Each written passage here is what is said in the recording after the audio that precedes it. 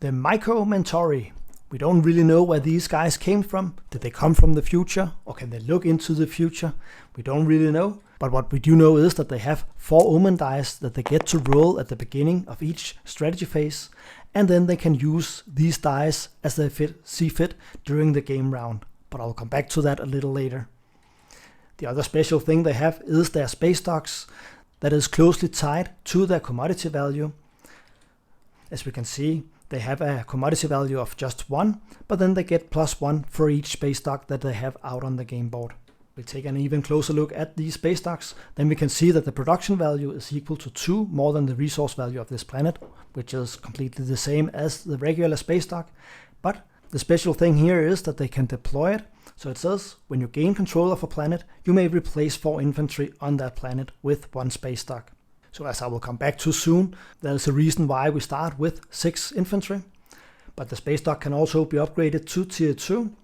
And then the production value is equal to 5, which is 1 more than the regular upgraded space stock is. And when we deploy it, we also get a discount, so we only need to sacrifice 3 infantry to get that space stock out on the game board. But if we take a closer look at the starting units, we can see that we start with 2 carriers, 6 infantry, 1 fighter and 1 cruiser. And note that the space stocks here does not have any capacity for fighters at all, so this fighter must be on one of the cruisers.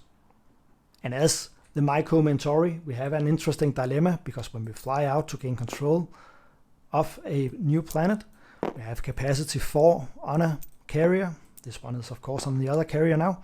Then we need to choose, do we want to sacrifice these 4 and get a new space stock out and increase our commodity value? Or do we want to keep the infantry so that we can protect our system a little more? But one of the good things is that the deployment step is during the gain control of a planet which is under invasion and establish control, so the space stock must be out on the game board whenever we reach the production step. So we could potentially produce these 4 infantry again, but of course that would waste 2 resources on our home system. But again, we could still produce at least some infantry to protect the system. And then it's much easier with the remaining units. Here we can simply just fly out and gain control of these 2 planets. And then we also start with predictive intelligence. So at the end of our turn, we can redistribute our command tokens however we see fit, and we can cast some additional votes during the agenda phase.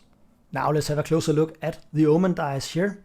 And they are mentioned here under the prescient memories. You have 4 Omen dice at the start of the strategy phase. Roll all 4 Omen dice and place them near your faction sheet. And then the next faction ability is also related to this. Before you will roll a die, you may instead return 1 Omen die near your faction sheet to your reinforcements to resolve that roll as if it had the result of that die.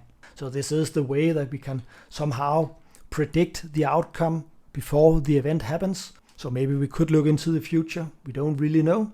But we could say we want to use this 6 and put it somewhere else so that we can see that it is now in our reinforcements. But we also have our agent that is very related to this. It says, before player rolls a die, you may instead exhaust this card and choose 1 Omen die. Resolve that die roll as if it had the result of that Omen die. So that basically means that we don't have to put a really good die roll back into our reinforcements, and then we can use it twice in the same game round. So if we take a look at our commander, we can see we need to have 4 commodities on our faction sheet to unlock him. So of course we need to deploy our last space stock to do so, and then gain the commodities. But when we have done that, then it says, after another player produces 1 or more hits against your units during space combat, you may spend 1 commodity or 1 trade good to cancel 1 of those hits. And this is very convenient because, for instance, if we first take a look at our flagship here, it says, once per round of space combat, when a non-fighter ship in this system is destroyed, you may gain 1 commodity. So we basically get to earn the commodity we need to cancel 1 hit in each round of space combat. But we also have our 3rd faction ability called the Necrophage. First it says this, that you get 1 extra commodity per space stock you control, but it also says, after the first round of combat, gain 1 commodity or convert 1 of your commodities to a trade good. So we don't even need the flagship, we could also potentially cancel 1 hit in space combat with our commander. And the last important ability that they have is their hero here. That of course is unlocked whenever you have scored 3 objectives, and you want to do this as soon as possible, because it says, when another player's hero would be purged. Instead, attach it to this card. You may resolve this card as if it instead had the text of any single hero attached to this card. When this card is purged, purge each of its attachments as well. So simply put, you inherit the heroes from the other players whenever they decide to use it, and then you can also use their abilities. So that is pretty heavy. So without trying to play these guys, I think this could be potentially overpowered, but definitely fun to see in action. And the last special thing they have is their Mechs. It says, after this unit is destroyed, roll a die. If the result is 6 or greater, place the unit on this card. At the start of your turn, you may replace 1 infantry you control with a unit that is on this card. So basically the same as infantry 2, more or less. Except that you get to deploy these out of your home system. Then we have the promissory note, the Gift of Insight. It's an action. Place this card face up in your play area. While this card is in your play area once per turn, after you roll a die, you may re-roll that die. If you activate a system that contains 1 or more of the Myko-Mentori's player's units, return this card to the Myko-Mentori player. So we get the ability to re-roll one of our dice. Unfortunately, we cannot see the outcome beforehand, but at least we get a second chance in case we roll really low.